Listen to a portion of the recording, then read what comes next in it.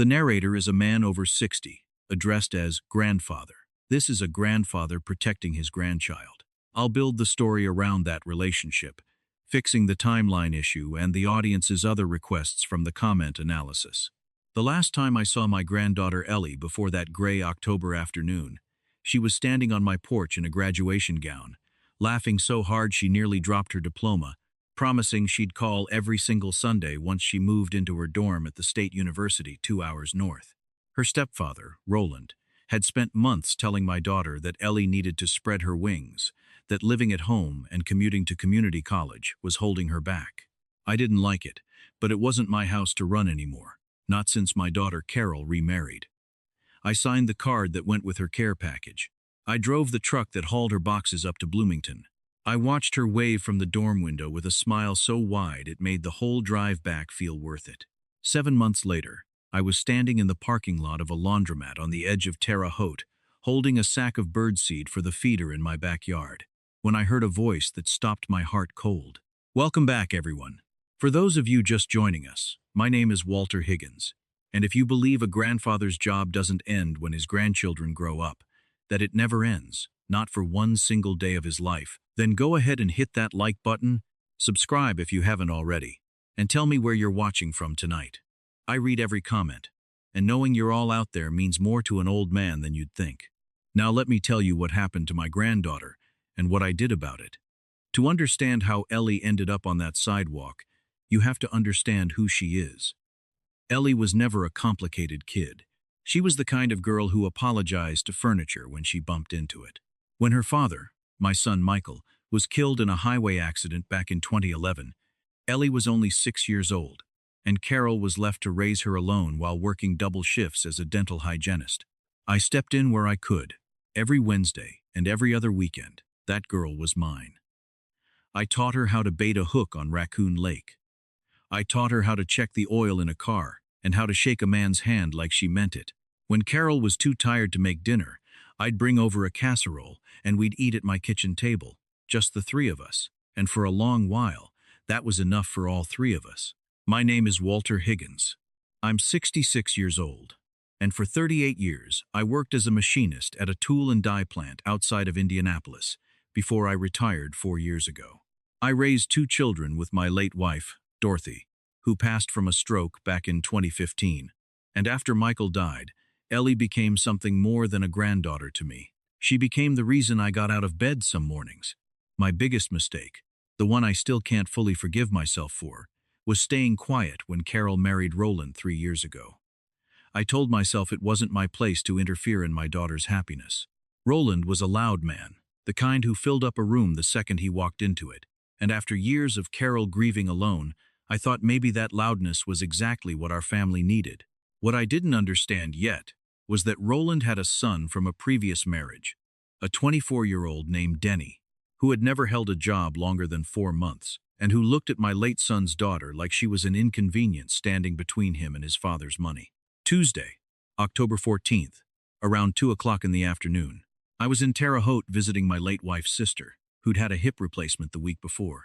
The sky had that flat, colorless look it gets right before the first hard frost, and I'd stopped at a strip mall to grab a few things, including birdseed, since I'd promised my sister-in-law I'd fill her feeders before I left town. As I walked past the laundromat toward my truck, I heard someone crying. That particular kind of crying a person does when they think nobody is listening. I slowed down. Sitting on an overturned bucket outside the laundromat door, wrapped in a man's flannel jacket that hung off her like a tent, was a young woman holding a baby wrapped in a thin gray blanket, rocking back and forth, whispering to a can of formula in her hands like she was trying to will it full. Please, she was saying to no one. To herself, to God maybe. Please, just let this be enough for tonight. I stopped walking. I turned my head, and my whole chest went hollow, because I knew that voice before I even saw her face.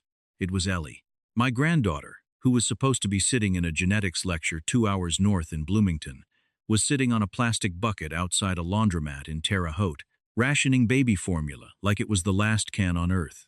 I dropped the bag of birdseed right there on the concrete. Ellie, I said, and my voice came out cracked and small, nothing like the voice I use on this channel. She flinched at the sound of her name, curling her body around the baby like she was bracing to be hit. When she looked up and saw it was me, her whole face just came apart. She didn't run. She didn't make an excuse. She just started sobbing, this awful, silent, heaving kind of crying where no sound wants to come out but the body shakes anyway. "Grandpa," she finally managed. "Grandpa, please don't tell Mom you saw me like this. If this story is already sitting heavy on your chest, go ahead and hit that subscribe button now. It helps this old man keep telling these stories to people who understand why family is worth fighting for." I got down on my knees right there on that cold sidewalk, and I pulled my granddaughter and that baby into my arms at the same time, and I could feel every rib in her back through that oversized flannel jacket. She'd lost so much weight I barely recognized the shape of her. In her arms, wrapped in that thin gray blanket, a baby boy, no more than a few weeks old, squinted up at the gray sky, like he was trying to figure out if this world was worth the trouble. "Ellie," I said, "who is this? What is going on? Talk to me, honey." "This is Sam," she whispered, her voice breaking on his name. "He's 4 weeks old, Grandpa. Denny put us out here 3 days ago. I have nowhere to go." I didn't ask another single question in that parking lot. I picked up that girl and that baby, and I put them both in the cab of my truck, and I cranked the heat up as high as it would go, and I drove straight to the emergency room on Wabash Avenue, while a nurse named Miss Colleen, a woman with kind eyes and a soft voice who'd clearly seen more heartbreak than she let on, wrapped baby Sam in a warm blanket and got a cup of hot tea into Ellie's shaking hands. The whole story finally came pouring out of my granddaughter, and every single word of it felt like a fist closing around my heart. Ellie had found out she was pregnant back in February, in her second semester, months before she ever came home for the summer. The father was a boy from her chemistry lab who stopped answering her calls the moment she told him. Terrified and completely alone in a dorm room 2 hours from home, Ellie did the only thing she could think to do. She called her mother, crying in the middle of the night. But Carol was traveling for a dental conference that week, so it was Roland who picked up the phone. And Roland didn't tell Carol. Roland told Ellie that if her mother found out, it would destroy her. That Carol had already lost one child to grief and couldn't survive losing another to shame, that Ellie needed to handle this quietly before it ruined everyone's lives. Then Roland offered her a solution. He told her he had a cousin in Terre Haute who ran a home for young single mothers, a safe, quiet place where Ellie could finish out her pregnancy and figure out her next steps without anyone at school or in the family finding out. He told her he'd personally cover her expenses and keep paying her tuition so her scholarship wouldn't lapse. He told her to leave her phone behind so the father of the baby couldn't track her down and cause trouble, and he handed her a cheap prepaid phone instead, then put her on a bus to Terre Haute himself. When Ellie arrived at the address Roland had given her, there was no cousin. There was no home for young mothers. It was a rundown boarding house owned by a man Denny used to work construction with. For 7 months, Ellie stayed in a room with a space heater that barely worked, stretching what little cash she had left, watching her scholarship money disappear from an account she could no longer even check. Every time she called Roland on that prepaid phone begging to speak to her mother, Roland told her Carol knew everything now, that Carol was too ashamed and too disappointed to speak to her, that if Ellie tried to come home, it would break what was left of her mother's heart for good. 3 days before I found her, Denny had shown up at the boarding house. He told Ellie the landlord was selling the building and everyone had to clear out by that weekend. He threw her 2 duffel bags into the back of his truck, drove her and baby Sam to the strip mall in Terre Haute, handed her $30, and left. "She told me Mom hated me now, Grandpa," Ellie wept, sitting on the exam table with Sam asleep against her chest. "She said Mom couldn't even look at a picture of me anymore." I sat down in the plastic chair beside that bed and took both of her cold, trembling hands in mine. The anger that rose up in me in that hospital room wasn't the kind that makes a man shout or throw a punch. It was quiet. It was cold. It settled into my bones like frost creeping across a windshield overnight. I realized in that moment that 38 years of teaching myself to keep the peace, to not make waves in my daughter's marriage, had allowed a man I barely knew to isolate my late son's only child and put her out on the street with a newborn baby in her arms. I called Carol that night from the hospital hallway, and I want to be honest with you, that was one of the hardest phone calls of my entire life, because I had to tell my daughter that her husband had lied to both of us for 7 straight months. Carol drove down from Indianapolis that same night, and when she walked into that hospital room and saw Ellie holding baby Sam, she didn't say a word. She just wrapped both of them up in her arms and cried until the sun came up. The next morning, the three of us sat down together, and Carol told me something that turned my blood to ice.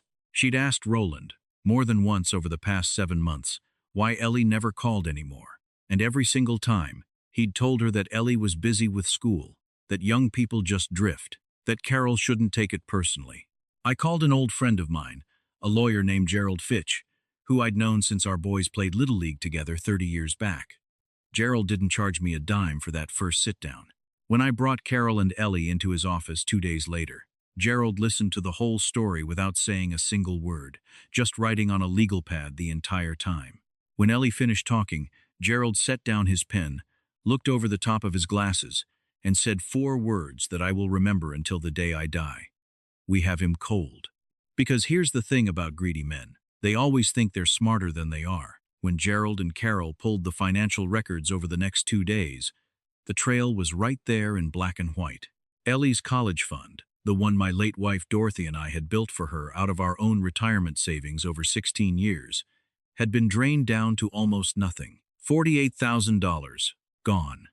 Not 1 cent of it had gone to Ellie's tuition. Not 1 cent had gone to her medical care. Roland had transferred $39,000 of it into an account tied to a used car lot that Denny was supposedly opening, a business that had already failed twice under 2 different names. The remaining $9,000 had paid off a credit card balance in Roland's name and bought Denny a used pickup truck.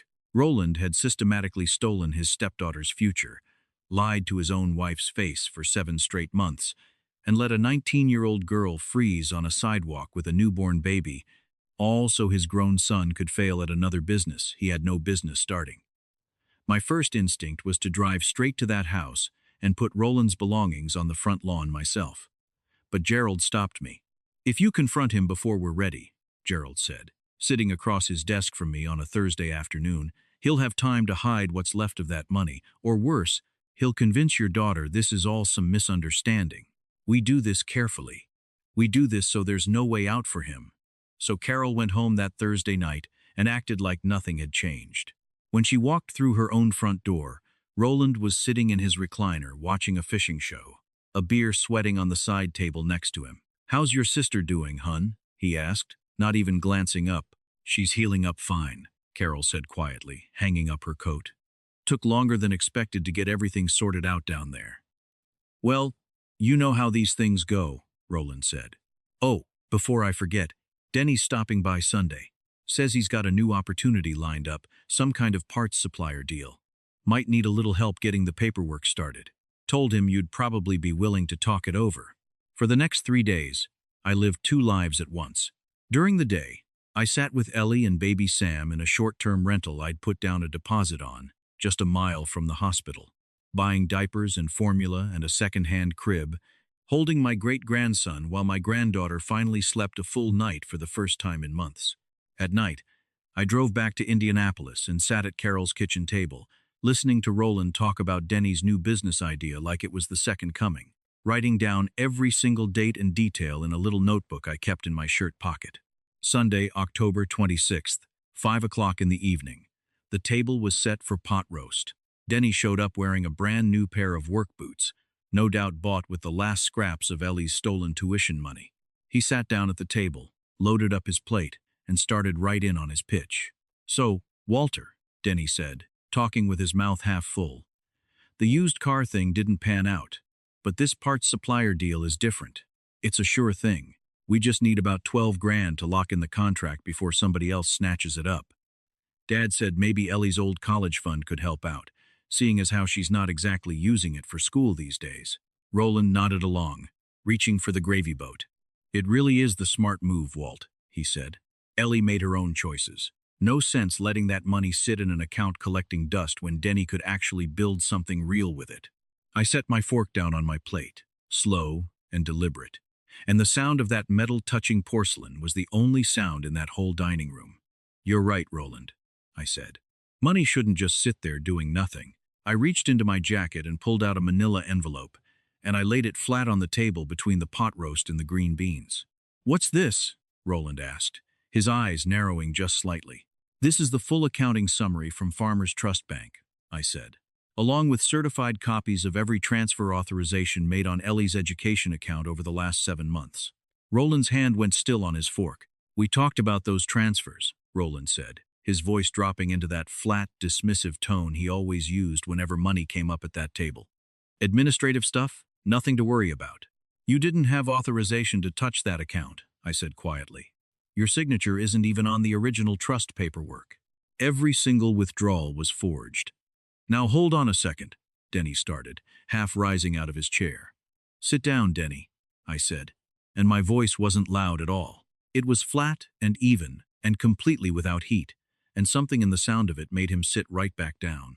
I spent last Tuesday in Terre Haute, I continued, looking straight at Roland.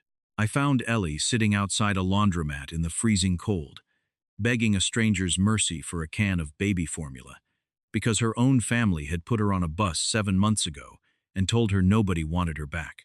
Roland's face drained of every ounce of color it had. His mouth opened, but nothing came out. Carol sat beside me, silent, her jaw tight, watching the man she'd married for 3 years finally reveal exactly who he was. You told her Carol was ashamed of her, I said. You told her the baby's father would come after her if she kept her old phone. You put a scared 19-year-old girl and my great-grandson out on a sidewalk in October so you and your boy could gamble away her college fund on a business you already failed at twice before. If you're glad this man is finally being held accountable, go ahead and drop a comment below and let me know. It genuinely means the world to hear from you all. Walter, listen, Roland stammered, his composure cracking wide open, reaching a hand toward my arm across the table. I was protecting this family. You don't understand the pressure I was under. Don't you touch my arm, I said, and I said it clean and cold. I opened the envelope and pulled out 3 separate sets of documents, laying them out one at a time. This first one, I said, sliding it in front of Roland, is a criminal complaint for financial exploitation of a minor's trust, forgery, and grand theft, along with a sworn statement from Ellie detailing exactly what happened to her over the last 7 months. Gerald Fitch is sitting by his phone right now. 1 call from me, and this gets filed with the county prosecutor by 9 o'clock tomorrow morning. Both your names are attached to those transfers, Roland. Both of you go down for this together. Denny's mouth fell open. Dad, you said he'd never find out. Roland's hands started shaking so hard his wine glass rattled against the table. Carol, please, he said, turning to my daughter now. You know I love this family. Carol didn't blink. We are not a family anymore, she said, her voice steadier than I'd heard it in years. This next one, I said, is a legally binding quitclaim deed. You sign over your name on the house entirely to Carol, effective immediately, and you waive any claim to spousal support, retirement accounts, or shared property in the divorce that's already being filed this week. And this last one is a promissory note. Denny signs it, agreeing to repay the full $48,000 to Ellie's trust account at a rate of $600 a month, secured against his truck and any future wages, for as long as it takes. That's robbery, Denny shouted, slamming his palm flat on the table. That's mercy, I corrected him, and I meant it. You've got 4 minutes to decide whether you'd rather sign these papers tonight, or explain to a judge next month why you left a teenage girl and a newborn baby on a sidewalk in the cold. The dining room went completely silent, except for the ticking of the clock on the far wall. Roland looked at Denny. Denny looked down at his plate. Both of them understood, without either one saying it out loud, that if the prosecutor's office ever got hold of that used car lot's financial records, everything they'd built over the last 3 years would collapse in a matter of days. With hands that wouldn't stop shaking, Roland picked up the pen I'd set on the table and signed every line I'd marked for him. Then he slid the pen across to his son. Denny signed his name so hard the pen tore clean through the paper. Now, I said, gathering the signed documents and sliding them into my briefcase, you've got 2 hours to pack your things and be out of this house. If either one of you ever comes near Ellie, or baby Sam, or my daughter again, that first envelope goes straight to the prosecutor's office, and I will personally hand-deliver it myself. I didn't stay to watch them pack their bags. I drove straight to the rental apartment, and I picked up Ellie and little Sam, and we drove back to Carol's house together, all 4 of us, for the first time since this whole nightmare began. By the time we pulled into the driveway that night, Roland's truck was gone. Denny's truck was gone. The house was dead quiet, but it wasn't the heavy kind of quiet anymore. It felt like a held breath finally let go. Over the next several months, everything moved forward with quiet, steady precision. The quitclaim deed was recorded down at the county courthouse the following week. Carol filed for divorce, and it was finalized in the spring without a single contested hearing, because Roland knew exactly what would happen if he pushed back. Denny made his first 4 payments on time, though word around town was he'd had to take a job stocking shelves at the hardware store to cover it, and honestly, that's the first job I ever heard of that boy holding on to longer than a month. I haven't spoken one word to either of them since that Sunday dinner, and I don't intend to start now. Ellie didn't go back to Bloomington that following semester, and she didn't need to. She enrolled in the nursing program at the community college 15 minutes from her mother's house, the same school Roland once told her was beneath her.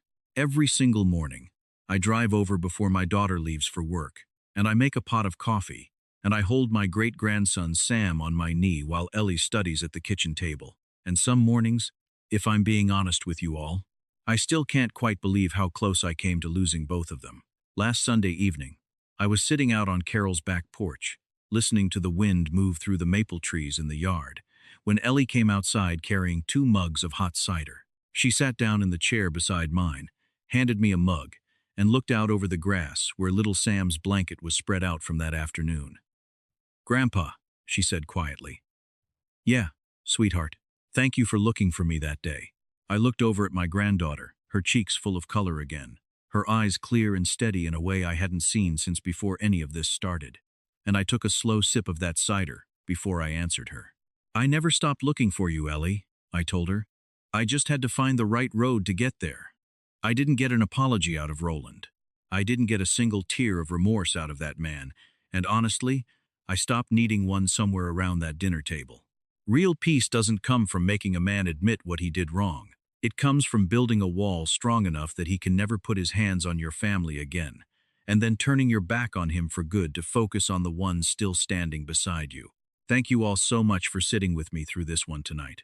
If this story reminded you of what a father, or a grandfather, is willing to do to protect the people he loves, hit that like button, subscribe if you're new here, and tell me in the comments where you're tuning in from.